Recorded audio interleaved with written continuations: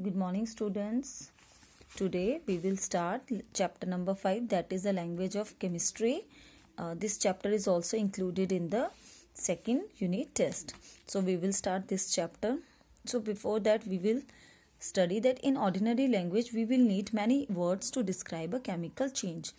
But you can do so using only a few letters and number in the language of chemistry. So what is the language of chemistry? Means particular language we are using during the reactions and when we are doing the things in the lab.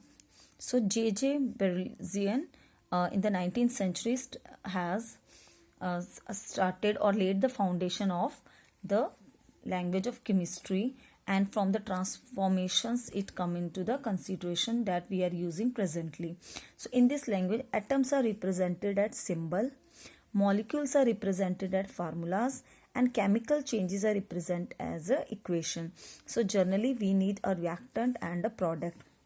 For example, if we talk about the photosynthesis, we required carbon dioxide, water in the presence of sunlight and chlorophyll, and we got the product, that is glucose as well as the water. So reactants are carbon dioxide and water, and the products are glucose and water. So student, what is the chemistry? Is the science of substance and their transformation. Transformation means changing from one state to another. That already I told you, reactant and products are there. So in other words, in a chemical reaction, a reactant is a substance that changes to another substance called the product. So in case of photosynthesis, I told you that carbon dioxide and water changes into glucose or form the glucose. Now, the change of the reactant to product is represented by a chemical equation. So generally we are using this arrow to show that this is reactant, means left hand side, the reactant should be in the left hand side and the product should be in the right hand side. Always we are using this one, reactant on the left side and product in the left side. The reactant and the product can be represented by the symbol and formula and by their names. For example, this is carbon and oxygen give rise to carbon dioxide. So carbon, instead of carbon we are using the symbol C, and instead of oxygen we are using the symbol O, and instead of carbon dioxide we are using the symbol CO2. So this can be written here, carbon and oxygen are the reactant and carbon dioxide is the product.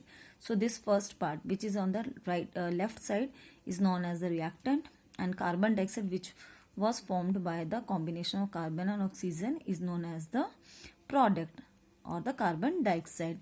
An equation using only word is called a word equation, means carbon, oxygen, carbon dioxide. If we are using the words, then these are known as the word equation.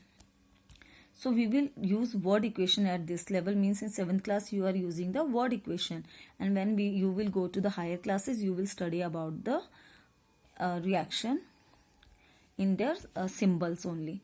Generally, two or more reactants take part in a chemical reaction. For example, in case of photosynthesis, two elements are taking part. But a chemical reaction may involve only one reactant too, means only one reactant can give rise to the product also. In case of hydrogen peroxide, so hydrogen peroxide is a one element only or the one reactant only, but it gives rise to the water as well as oxygen. So two products are there from single reactant. If two products or the two products are there, it is known as the decomposition reaction. So here you can see, for example, hydrogen peroxide being heated break up into water and oxygen. I already told hydrogen peroxide broken down into or give the product water and the oxygen. Similarly, limestone on being heated give quicklime and carbon dioxide. Such reactions are called decomposition reactions, involve only one reactant. So student, keep in mind, when only one reactant is there, they are known as the decomposition reaction. But in higher classes you will study about more types of reactions. Though the product may be two or more. On being heated, baking soda, that is also known as or we call as sodium hydrogen carbonate, decomposes into sodium carbonate, water and carbon dioxide. So single sodium bicarbonate give the product sodium carbonate, water and carbon dioxide. So these are the examples of the reaction involve one reactant and three product. Now we will study that making chemical equation more informative. So mentioning the condition of reaction means how much temperature is needed, how much atmospheric pressure is needed. ATM means atmospheric pressure. For example, in this example you will study A plus B. Two reactants are there, give rise to the C and D, two products, in the presence of 500 degrees Celsius temperature and 8 atmospheric pressure. The name, symbol or formula of the catalyst, if any, is also mentioned in the arrow. So you can see when we are writing the formulas, we are writing the symbols, formulas, and if catalyst is there. What is catalyst? A catalyst is a substance that generally speed up a reaction but itself remain unchanged. Means these are the substance which are involved in the reaction but itself they do not change. Otherwise you know that during chemical reaction transformation occur, but catalyst only help to speed up or increase the rate of the reaction. For example, in this case hydrogen peroxide give rise to the water and oxygen. This is a decomposition reaction, give two products, but manganese dioxide become the catalyst because it give rise to the or speed up the reaction but itself it remain intact or not change. Means hydrogen peroxide broken down into water and oxygen but manganese dioxide remain the same or unchanged. So it is a catalyst for the reaction. Now second, mentioning color and state of reactant and product. Beta, when we are writing the reactants, so sometime we are mentioning their color also. In higher classes when you are going to write the reactions, you have to mention their name as well as their color. For example, copper 2 sulfate pentahydrate. So what is the color of it? Blue crystalline. Crystalline means they have a particular shape. At the temperature of 260 degrees Celsius give rise to the copper 2 sulfate plus water. So copper 2 sulfate color is white and powdery. Powdery means their shape. Here crystalline, now powdery. Crystalline is little bit better. Easily you can see the shape, but powdery means it's very thin, or grinded means very like talcum powder or powder, you can say very small in shape, and water in the form of vapors means gaseous form. Next, indicating a gaseous product and a precipitate. So student, when we are making chemical reactions more informative, we will write the conditions, temperature, atmospheric pressure, then their catalyst, then we are mentioning color and state. State means is there solid or liquid, like that. And last one, indicating a gaseous product and a precipitate. So what is precipitation? Precipitate is a solid that separates when a solution is added to another.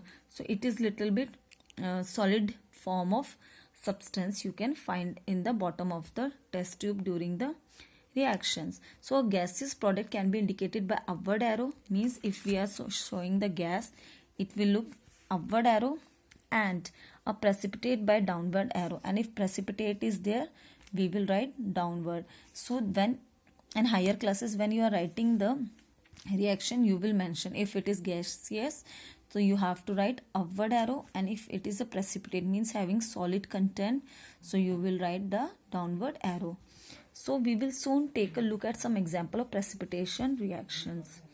Okay, then atoms rearrange themselves during a chemical change. For example, when reaction is for carbon and oxygen, so it becomes the carbon dioxide. Carbon is atom, oxygen, carbon you can see it is a individual atoms only, and oxygen are molecules, means two oxygen atoms join together to make a molecule, and when we combine together each carbon dioxide is joined with the two molecules of oxygen. So here give rise to carbon dioxide. Now you can see this is single atoms, and this is, you can see like that. So now you can see with single carbon, two oxygen.